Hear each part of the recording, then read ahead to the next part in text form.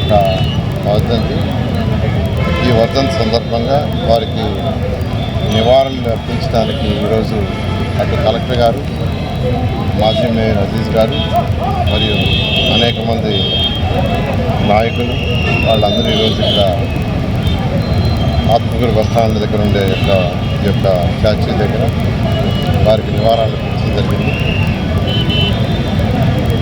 అమరజీవి పొట్టి శ్రీరాములు వారు తెలుగు ప్రజల వారి ఆత్మగౌరవం కోసంగా తన ప్రాణాలను అర్పించాడు. 58 రోజులు నిరాహార దీక్ష తీసి తన ప్రాణాలు అర్పించిన సందర్భంగా ఆ రోజు భాషా ప్రయుక్త రాష్ట్రాలు భాషలను బేస్ చేసుకొని రాష్ట్రాన్ని విభజించేదానికి ఆ రోజు కేంద్ర ప్రభుత్వం ఒప్పుకోవడం.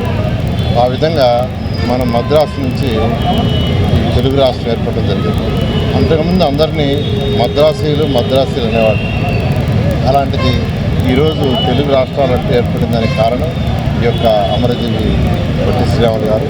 అంతేకాకుండా వారు అనేక కార్యక్రమాల్లో